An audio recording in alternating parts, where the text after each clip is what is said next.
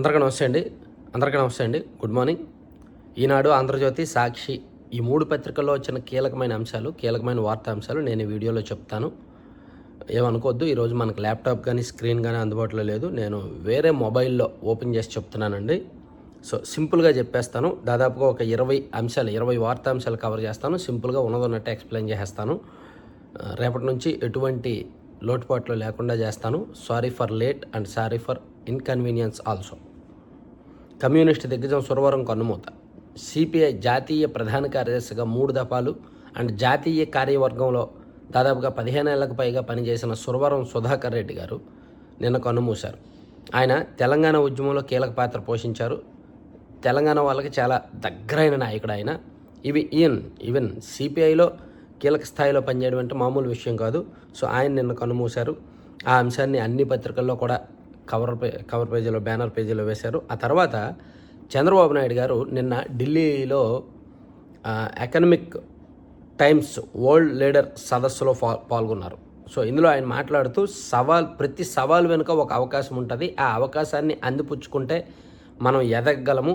ప్రస్తుతం మా రాష్ట్రం అదే దశలో ఉంది. మా రాష్ట్రాన్ని నెక్స్ట్ లెవెల్కి తీసుకువెళ్ళడానికి, వరల్డ్లో బెస్ట్ రాజధానిగా తయారు చేయడానికి సవాల్గా స్వీకరిస్తున్నాను, అవకాశంగా స్వీకరిస్తున్నాను అని చంద్రబాబు గారు ఒక పాజిటివ్ స్పీచ్ ఇచ్చారనమాట. ట్రంప్ టారిఫ్ ఇబ్బందులు తాత్కాలికమే, ప్రధాని మోదీ వాటిని సమర్థంగా పరిష్కరిస్తారు, సంపద సృష్టికర్తలకే సంక్షేమ పథకాలు ఇచ్చే హక్కు, అంతర్జాతీయ జీవన ప్రమాణాలతో అమరావతి నిర్మిస్తున్నాం అని మనకు ఎదురయ్యే ప్రతి సవాల్ వెనుక ఒక అవకాశం ఉంటుందని ఏపీ ముఖ్యమంత్రి చంద్రబాబు పేర్కొన్నారు. అమెరికా అధ్యక్షుడు ట్రంప్ విధించిన టారిఫ్ల వల్ల వచ్చిన సమస్యలను పరిష్కరించాలని, అదే సమయంలో మనం రాజీ పడకూడదని ఆయన సూచించారు. ప్రస్తుత ఇబ్బందులు ప్రధాని మోదీ చాలా సమర్థంగా పరిష్కరిస్తారని ధీమా వ్యక్తం చేశారు. సో ఎకనామిక్ టైమ్స్ ఆధ్వర్యంలో ఢిల్లీలో జరిగిన వరల్డ్ లీడర్స్ ఫోరం సదస్సులో చంద్రబాబు ప్రసంగిస్తూ ఈ అంశాలు మాట్లాడారనమాట. ఇక మరో కీలకమైన అంశం ఏంటంటే, వీధి కుక్కలకు వీధుల్లో ఆహారం పెట్టొద్దు అని సుప్రీంకోర్టు చాలా స్పష్టంగా చెప్పింది. దేశవ్యాప్తంగా అన్ని రాష్ట్రాలకు కూడా కేంద్రం ఒక సర్క్యులర్ జారీ చేసింది. నిన్న వీధి కుక్కలకు ఆహారం కోసం మున్సిపాలిటీల్లో ప్రత్యేకంగా 2-3 వార్డులకు ఒక ఫీడింగ్ కేంద్రం ఏర్పాటు చేయండి, అక్కడికే ఫీడింగ్కి వచ్చేలా అలవాటు చేయండి. వీధి కుక్కలకు ఎవ్వరూ కూడా వీధుల్లో ఆహారం పెట్టొద్దు. అట్ ద సేమ్ టైం ప్రభుత్వాలు కూడా వీధి కుక్కలకు స్టెరిలైజేషన్ చేసేయాలి, సంతానోత్పత్తి జరగకుండా చర్యలు తీసుకోవాలి అని సుప్రీంకోర్టు చాలా సీరియస్గా చెప్పడంతో కేంద్రం కూడా ఇమీడియట్గా అలర్ట్ అయి అన్ని రాష్ట్రాలకు కూడా పంపించింది. ఒకవేళ వీధి కుక్కలకు ఎక్కడైనా ఎవరైనా ఆహారం పెడితే వారి మీద చట్ట ప్రకారం చర్యలు తీసుకునేందుకు కూడా ప్రభుత్వాలు ఒక చట్టం చేస్తున్నాయి. వీధి కుక్కల బెడదకు సంబంధించి సుప్రీంకోర్టు కీలక ఆదేశాలు వెలువరించింది. వీధులు, బహిరంగ ప్రదేశాల్లో వీటికి ఆహారం అందించడం చట్టవిరుద్ధమని స్పష్టం చేసింది.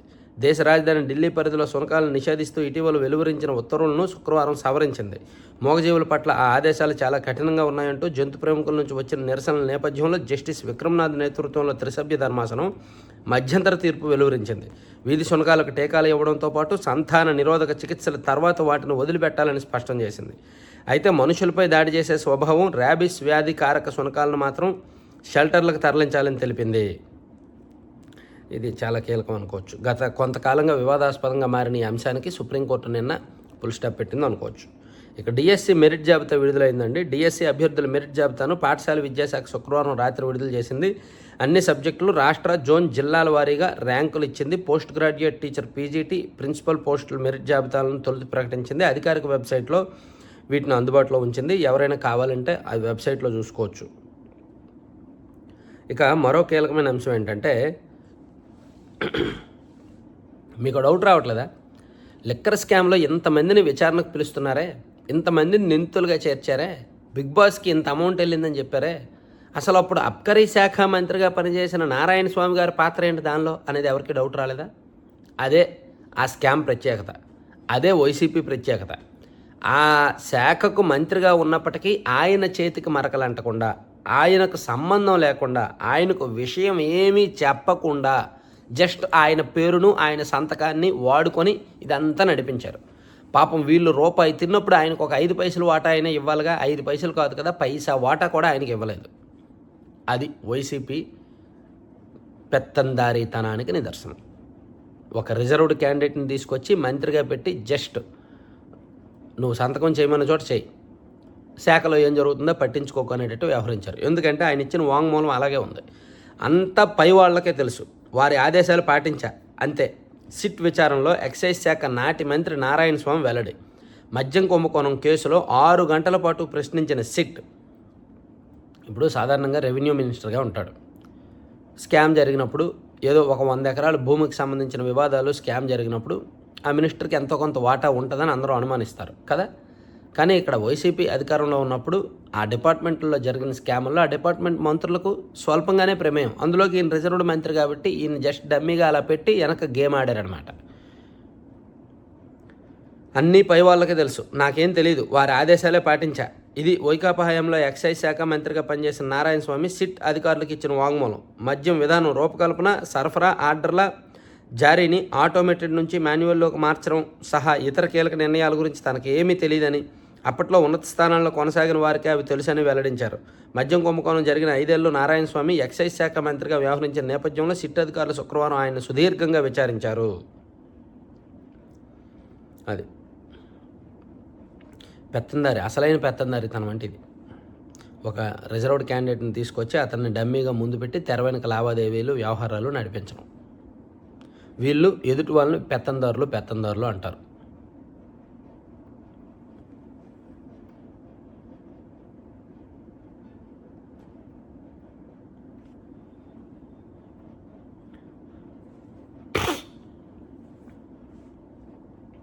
నారావారిపల్లిలో పాల వెలువకు శ్రీకారం. దేశంలో తొలిసారి పాడి పశువుల్లో యథ క్రమబద్ధీకరణ, 250 పశువులపై ప్రయోగం, 156 పశువులకు గర్భ నిర్ధారణ అని ఇచ్చారు. తర్వాత రాధాకృష్ణన్కు అందరూ మద్దతు పలకాలని ఎన్డీఏ ఉపరాష్ట్రపతి అభ్యర్థి రాధాకృష్ణన్ గారిని నిన్న సీఎం చంద్రబాబు నాయుడు గారు కలిశారు. తర్వాత అభివృద్ధి పనులకు మరో 5,000 కోట్లు ఇవ్వండి, సాస్కి పథకం కింద కేటాయించండి అని కేంద్ర ఆర్థిక శాఖ మంత్రి నిర్మలా సీతారామన్ గారిని సీఎం చంద్రబాబు నాయుడు గారు కలిసి అభ్యర్థించారనమాట. అలాగే 3D సాంకేతికతతో అమరావతి క్వాంటమ్ భవనం, ఐకానిక్ భవనం ఆకృతి ఎంపిక కొలిక్కి నిర్మాణానికి 2 రోజుల్లో టెండర్ ప్రకటన అని మరో వార్త ఉంది. అమరావతి క్వాంటమ్ వ్యాలీలో నిర్మించే ఐకానిక్ భవనం ఆకృతిని ప్రభుత్వం ఖరారు చేసింది. ప్రపంచంలో ఎక్కడా లేని విధంగా ప్రత్యేకత ఉండేలా ఆకృతి ఎంపికలో జాగ్రత్తలు తీసుకుందంటండి. సో 3D సాంకేతికతతో దీన్ని నిర్మించబోతున్నారంట. 14,000 మందికి పవన్ కళ్యాణ్ గారు చీరలు పంచారు. పిఠాపురం మహిళలకు అందించిన ఎమ్మెల్సీ నాగబాబు సతీమణి. సో పిఠాపురం నియోజకవర్గంలో 14,000 మంది మహిళలకు పవన్ కళ్యాణ్ గారు చీరలు పంపించారు.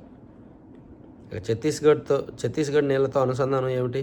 వాళ్ళు వినియోగించుకోమని అంగీకరిస్తారా? పోలవరం నుంచి అనుసంధానం చేయండి, అభ్యంతరం లేదన్న ఆంధ్రప్రదేశ్. జాతీయ జల అభివృద్ధి సంస్థ భేటీలో వాదన. ఇక కూకట్పల్లిలో సహస్ర అనే ఒక బాలిక మరణం అందరికీ తెలుసు కదా. ఆమెను అత్యంత క్రూరంగా హత్య చేసిన సంగతి అందరికీ తెలుసు కదా. ఆమెను హత్య చేసింది ఆ పక్కింటి బాలుడు, 10వ తరగతి చదువుతున్న బాలుడు. జస్ట్ వాళ్ళ ఇంట్లో, ఆ సహస్ర వాళ్ళ ఇంట్లో క్రికెట్ బ్యాట్ దొంగతనం చేయడానికి వస్తే ఆ టైంకి సహస్ర అక్కడ ఉంటే ఆ అమ్మాయికి తెలిసిందని ఆ అమ్మాయిని అత్యంత క్రూరంగా, దారుణంగా హతమార్చి రక్తపు మడుగులు అలా వదిలేసి పారిపోయాడు. దానికి ముందు ఆ కుర్రాడు, ఆ 10వ తరగతి పిల్లాడు ఎలా చేయాలి, ఎలా దొంగతనం చేయాలి, ఎలా తప్పించుకోవాలి, ఎవరైనా అడ్డొస్తే ఏం చేయాలి అనేది ఇంటర్నెట్లో సెర్చ్ చేశాడంట. పిల్లలు నేర్చుకుంటున్నది ఇది. 10వ తరగతి పిల్లాడయ్యి హర్రర్ వెబ్ సిరీస్లు, క్రైమ్ వెబ్ సిరీస్లు ఓటీటీలో చూసి గూగుల్లో ఎలా క్రైమ్ చేయాలనేది నేర్చుకొని మరీ పకడ్బందీ వ్యూహరచన చేసుకొని ఆన్ పేపర్ పెట్టుకొని క్రైమ్ చేయడానికి వెళ్ళాడంటే చూసుకోండి ఎంత ఆరితేరాడు.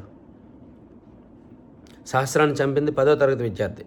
బాలిక తమ్ముడు చదివే పాఠశాలలోనే చదువుతున్న నిందితుడు. క్రికెట్ బ్యాట్ చోరీ చేసేందుకు వచ్చి బాలిక హత్య. కూకట్పల్లిలో జరిగిన కేసును ఛేదించిన పోలీసులు. చాలా దారుణం. సో ఇవన్నీ ఈనాడులో అంశాలు. సాక్షిలో చూద్దాం. సాక్షిలో ఏమిచ్చారంటే కుప్పం నుంచి కుట్రలకు క్లాప్ అని ఇచ్చారండి. ప్రభుత్వ రంగ వైద్యంలో ఇప్పటికే ఉన్న సమర్థ వ్యవస్థలను నీరుగారుస్తూ తెరపైకి డింక్ ప్రాజెక్టు. జగన్ హయాంలో పైసా ఖర్చు లేకుండా వీడియో కాల్ ద్వారా మెడికల్ కాలేజీల్లో హబ్లతో పిహెచ్సీలు, పట్టణారోగ్య కేంద్రాలు, విలేజ్ క్లినిక్లు అనుసంధానించి స్పెషలిస్టులతో వైద్య సేవలు. గొప్పగా నడుస్తున్న వ్యవస్థను అటకెక్కించి ముడుపుల కోసం తెరపైకి బాబు సర్కారు తెచ్చిన కొత్త ప్రాజెక్ట్ అని ఇచ్చారు. ఇదంతా ప్రభుత్వాలు మారినప్పుడు పేర్లు మారుస్తారు తప్ప అంతా ఒకటే. మరి వైసీపీ అధికారంలోకి వచ్చాక అంతకుముందు టీడీపీ హయాంలో ఉన్నాయి క్యాన్సిల్ చేయలే, వాటినే మళ్ళీ కొత్త పేర్లు పెట్టి కంటిన్యూ చేయలే. సేమ్ వీళ్ళు అదే చేస్తున్నారు. ప్రభుత్వాలు మారాక పాలసీలు మారట్లేదు, కానీ పేర్లు మారుతున్నాయి, పథకాలు మారుతున్నాయి అంతే. పాలసీలు మాత్రం అలాగే ఉంటున్నాయి.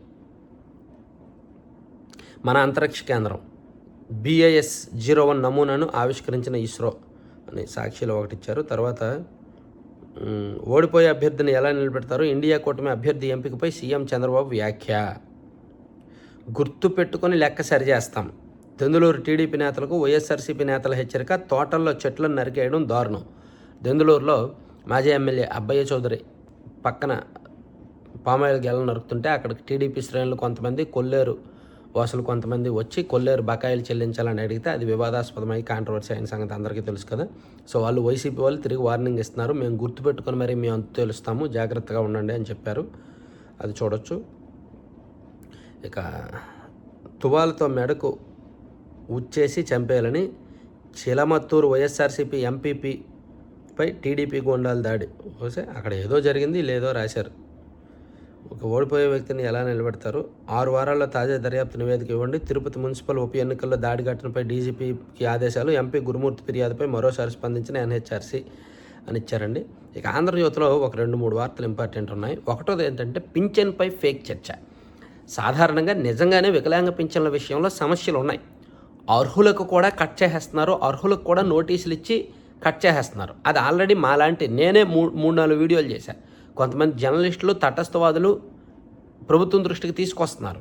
కానీ వైసీపీ వాళ్ళు అలా నిజమైన అంశాలను ప్రభుత్వం దృష్టికి తీసుకొస్తే నిజంగా రాజకీయ పార్టీ అయ్యేది వైసీపీ, నిజంగా ప్రతిపక్ష పార్టీ అయ్యేది వైసీపీ. కానీ వాళ్ళు అలా చేయరుగా. అది ఫేక్ పార్టీ కదా, అబద్ధ పార్టీ కదా. ఒక ఫేక్ పేటీఎం కార్యకర్త ఎవడో ఒకడు ఉన్నాడు అనంతపురం జిల్లా, సత్యసాయి జిల్లాలో. అతనికి యాక్చువల్లీ 2 కాళ్ళు 2 చేతులు గొప్పగా పనిచేస్తున్నాయి, రీల్స్ చేస్తుంటాడు. వైసీపీ కార్యకర్త వాడు చెయ్యి వెనక్కి పెట్టుకొని, ఆయన చెయ్యిలా వెనక్కి పెట్టేసుకొని, నాకు చెయ్యలేదు, నేను వికలాంగుడిని, నాకు వైసీపీ హయాంలో పెన్షన్ వచ్చింది, చంద్రబాబు గారు వచ్చాక పెన్షన్ కట్ చేస్తారని చెప్పి ఒక వీడియో చేశాడు. అది వైరల్ అయింది. తీరా అతని వ్యవహారం ఏంటి, నిజంగానే ఆయనకు 2 చేతులు ఉన్నాయి, అతను వికలాంగుడు కాదు. వైసీపీ హయాంలో కూడా అతనికి ఏమీ పెన్షన్ రాలేదు. సో ఇది వైసీపీ స్పెషల్. అదే వైసీపీతో సమస్య. కేవలం వైసీపీని నేను ఎందుకు వ్యతిరేకిస్తాను అనే చాలామందికి ఇదే ఆన్సర్. సమస్యలను ప్రభుత్వం దృష్టికి తీసుకురావడం తప్పు కాదు, ప్రజా సమస్యలను లేవనెత్తడం తప్పు కాదు, దానిలో ఫేక్ జోడించడం తప్పు, అబద్ధాలు చొప్పించడం తప్పు, ఫేక్ కార్యకర్తలను రంగంలోకి దించడం తప్పు. అదే వైసీపీ వాళ్ళు చేస్తున్నారు. నిజంగా సమస్య ఉంది, తీవ్రమైన సమస్య ఉంది, దానికి మసాలా జోడించి ఫేక్ జోడించడం ఎందుకు? బుద్ధిహీనం కాకపోతే, బుద్ధి జ్ఞానం లేకపోతే.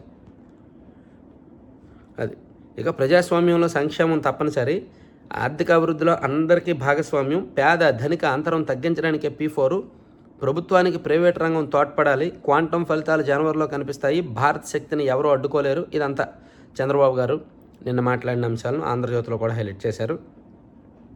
ఇక అంతా పై వాళ్ళకే తెలుసని ఎక్సైజ్ శాఖ మంత్రి, నాటి మంత్రి ఇచ్చిన వాంగ్మూలాన్ని హైలైట్ చేశారు.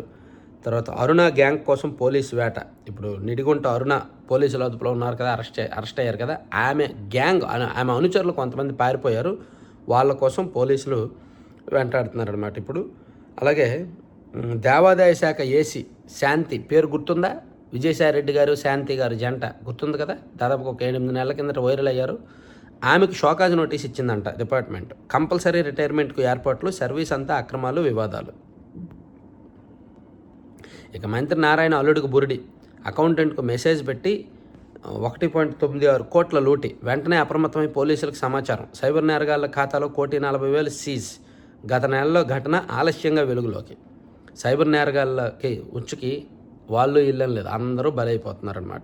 మంత్రి నారాయణ గారు అల్లుడు అకౌంట్లో 1,96,00,000 కాజేస్తే 1 కోటి రూపాయల వరకు రికవరీ అయిందంట.